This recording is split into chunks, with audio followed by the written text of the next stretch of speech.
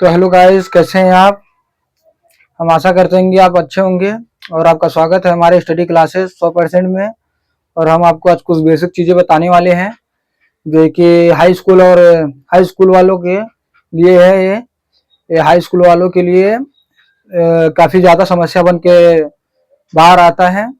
और हम इसीलिए आज इस पर आज कुछ चर्चा करेंगे और हम इस बात को बताएंगे कि हाई स्कूल में करने के बाद 11th में हम कौन सा सब्जेक्ट लें और किस स्ट्रीम से पढ़ाई करें कि हमें आगे चलकर इससे बेहतरीन तरीके से हम आगे चलकर अपने गोल को प्राप्त कर सकें और हमें कोई समस्या न हो। तो ये बहुत लोगों का क्या बहुत स्टूडेंट का ये समस्या होता है 11th में कि हम कौन सा सब्जेक्ट लें। बहुत लोग तो ऐसे करते हैं कि बच्चे की अपने देखी देखा यानी कि अपने दोस्त के यानी कि ले लीजिए, मान लीजिए कि अगर आपका कोई दोस्त है और वो मैथ ले रहा है और एक कोई दोस्त वो भी मैथ ले रहा है, तो आप क्या करते हैं कि उन्हीं का देखी देखा मैथ आप भी ले लेते हैं। अगर बायो लेता है तो आप भी बायो ले लेते हैं और आर्ट लेता है तो आर्ट ले लेते हैं। तो ये आपकी गलती है, आप ऐसा कभी ना करें। हम आपको जो बता रहे हैं ये आपकी बहुत बड़ी गलती है, आप ऐसा कभी ना करें। आप अपनी सुने, आप अपने को देखें कि आप किसमें इंटरेस्ट है, आपको आप किस लायक हैं, आपको क्या पसंद है, आपका क्या पसंद नहीं है, आप खुद चुनिए, दूसरों का मत देखिए। आपके लिए हम वीडियो ये बनाए हैं और हमारी वीडियो आपको अगर अच्छी लगेगी तो लाइक जरूर करिएगा। तो आइए, हम आपको ज़्यादा घुमाते नहीं हैं, हम डायरेक्ट मेन पॉइंट में जाते हैं कि 11th में जब हम आते हैं तो हमारी ये समस्या होती है कि हम किस स्ट्रीम से पढ़ाई करें। हम 11th में किस स्ट्रीम से जो है कि रजिस्ट्रेशन करवाएं कि हमें आगे चलकर हमारे फ्यूचर में जो है कि हमारा गोल है हम उसे प्राप्त कर सकें, या हमारी कोई इच्छा हो कि हम सरकारी नौकरी किसी सरकारी जॉब के लिए हम अप्लाई करना चाहते हैं तो आगे चलकर हमें फायदा हो। ये सबका सोच होता है कि उनके माता पिता का कि हमारा बच्चा एक सरकारी नौकरी पा जाए, हमारा बेटा सरकारी नौकरी करे। तो आपके माता पिता अगर आपके लिए पैसा खर्च कर रहे हैं तो आपके माता पिता आपके लिए अच्छा ही कुछ सोचे होंगे कि नहीं, मेरा बेटा ये बनेगा, मेरा बेटा वो बनेगा। तो आप अपने माता पिता के भरोसे पर अटल रहें और आप उनके अगर कोई लाइन डोरी बता रहे हैं तो आप उनका ध्यान दें जरूर। आप अगर वो बता रहे हैं कि नहीं बेटा आपको यह करना जरूरी है तो आप करिए उसे, आपका करना कर्तव्य है, आप करिए। अगर आपके माता पिता मेहनत करके आपका कोई भी इच्छा है तो पूरी कर रहे हैं तो आप ये जरूर काम करें कि अपने माता पिता का ज़्यादा से ज़्यादा ध्यान दें और उनके जो भी आप बात कर रहे हैं आपके माता पिता, तो उनकी बातों को आप ध्यान से सुने और उनके बातों को फॉलो जरूर करें। तो आइए, हम आपको बताते हैं कि 11th में हम आखिर कौन सा सब्जेक्ट लें कि हमें आगे चलकर हमें फायदा हो। तो आपके पास 4 ऑप्शन होते हैं। 4 ऑप्शन में पहला मैथ, दूसरा बायो, तीसरा आर्ट और चौथा कॉमर्स। तो आपके पास 4 ऑप्शन है कि आप चारों में से किस स्ट्रीम से लेना चाहते हैं।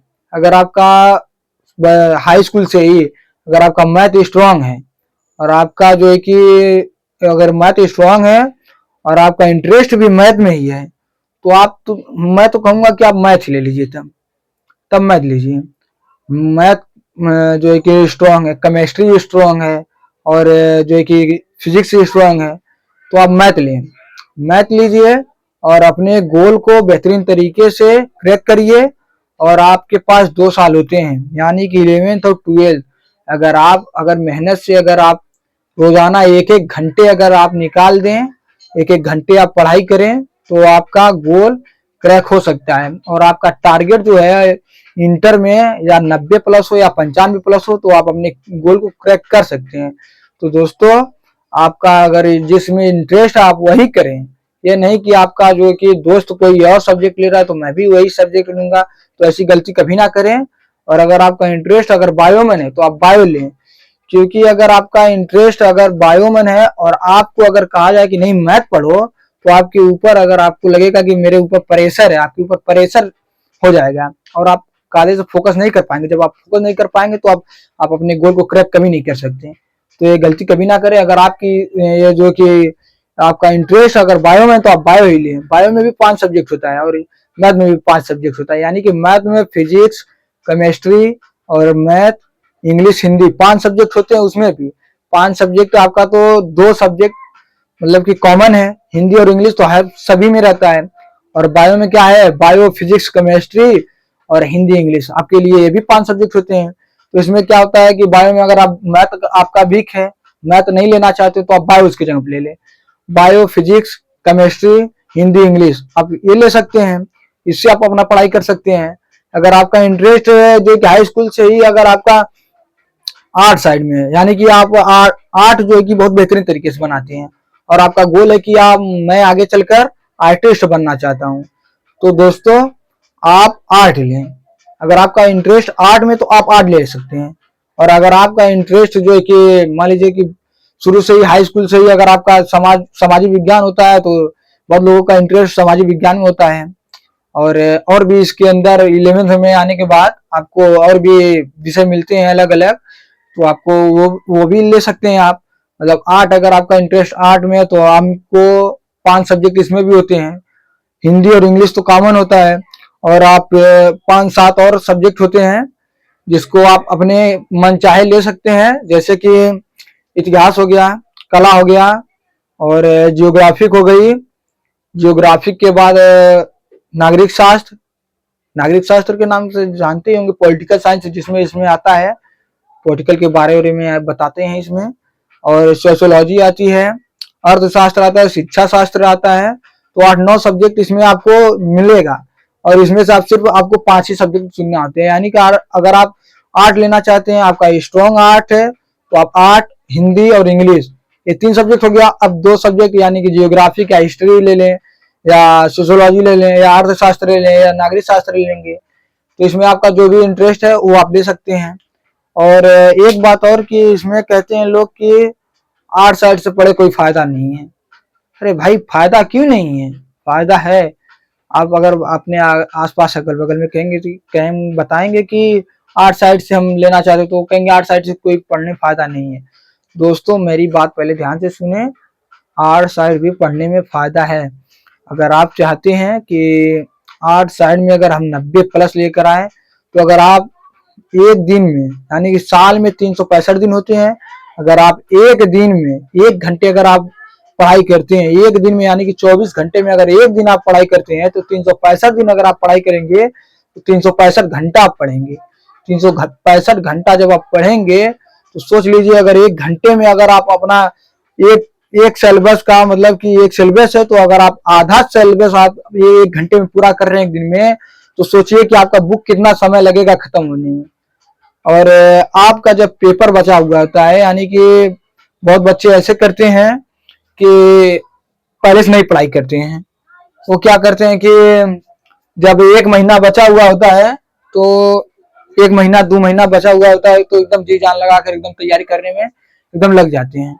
ऑनलाइन पढ़ते हैं, बुक ले लेते हैं, विद्या क्वेश्चन ले लेते हैं, तो एकदम कंटिन्यू उसको पढ़ते हैं। तो अगर आपका भी अगर इंटरेस्ट, अगर आपका भी गोल है कि नहीं हमें 95+ लाना है, हमारा टारगेट है, हमें फर्स्ट आना है, तो दोस्तों आप रोजाना 1 घंटे पढ़ें। और अपने पेपर से, यानी कि बोर्ड का एग्जाम जब होता है, फरवरी के महीने में होता है, तो आप दिसंबर यानी कि जनवरी शुरू होते ही आप अपनी तैयारी रिवीजन में लगा दें। आप अपना पूरा सब्जेक्ट रिवीजन करें, और पूरा ए से लेके, यानी कि पार्ट 1 से लेके पूरा लास्ट तक आप अपना रिवीजन करें। और अपना जो गोल है और लक्ष्य जो है उसको पाने के लिए, आप अपना टारगेट जो बनाए हुए उसको क्रैक करने के लिए आप अपना गोल बनाए कि हाँ हमें इतना घंटे पढ़ना है, और हमें ऐसा ऐसा करना है कि हम आगे चलकर हमें कोई दिक्कत नहीं होगी, और हम आसानी से 90+ या 95+ हमारा जो भी गोल है हम उसको पा सकेंगे, हम उसको क्रैक कर सकेंगे। और रहा सवाल कॉमर्स में, यानी कि 4 स्ट्रीम आपको बताए हमने, तो 4 स्ट्रीम मन से 3 विषय हो गया, और चौथा में कॉमर्स आता है। कॉमर्स में उसमें भी 5 ही सब्जेक्ट होते होंगे। उसमें भी आपको क्या होता है कि उसमें आपके लिए जब कॉमर्स से आप अगर करते हैं तो आप बैंक में अप्लाई कर सकते हैं। बैंकिंग सेवा के लिए उपलब्धि है। आप उसमें बैंक का जो है कि बैंक में आप सेवा दे सकते हैं, अप्लाई कर सकते हैं बैंक में नौकरी के लिए, यानी मैनेजर के लिए। और भी मान लीजिए कैशियर होते हैं, और भी बहुत सी उसमें बैंक में भी बहुत पद आती है। तो आप उसमें अप्लाई करना चाहते हैं तो आप उसमें अप्लाई कर सकते हैं, कॉमर्स से लेकर। तो मैं अपने हिसाब से बताऊं तो आपको जो आपके लिए इंटरेस्ट है, यानी कि आपका जो हाई स्कूल से आपका स्ट्रांग है और आपका इंटरेस्ट उसी में है, तो आप उसी सब्जेक्ट लें। किसी के प्रेशर से या किसी के कहने पर आप अपना जो कि विषय न लें, नहीं तो आगे चलकर आपके ऊपर प्रेशर आएगा और आप अपना गोल नहीं क्रैक कर सकते दोस्तों। तो ऐसी गलती ना करें। आपका जिसमें इंटरेस्ट हो आप वही लें। अगर आपका आर्ट मजबूत है, स्ट्रांग है, आप आर्ट लेना चाहते हो तो आप आर्ट लें। अगर बायो लेना चाहते हो बायो लें। अगर मैथ आपका स्ट्रांग तो मैथ लें। और जितना हो सके उतना पढ़ाई करें। आप अपने गोल के लिए कितना पढ़ सकते हैं ये आपके ऊपर निर्भर करता है। आपको तो हम आपको मान लीजिए बता दिए, अब आपके लिए आपके अंदर मोटिवेशन कितना जाग रहा है, कितना जुनून जाग रहा है, ये आपके ऊपर है कि आप कितना घंटे पढ़ाई कर सकते हैं और कितना पढ़ सकते हैं। तो दोस्तों हम चलते हैं, अब आपको मिलेंगे अपने नेक्स्ट वीडियो में। तो बाय दोस्तों, हमारी वीडियो अच्छी लगी हो तो लाइक जरूर करें और चैनल पे नए हो तो चैनल को सब्सक्राइब जरूर कर दें।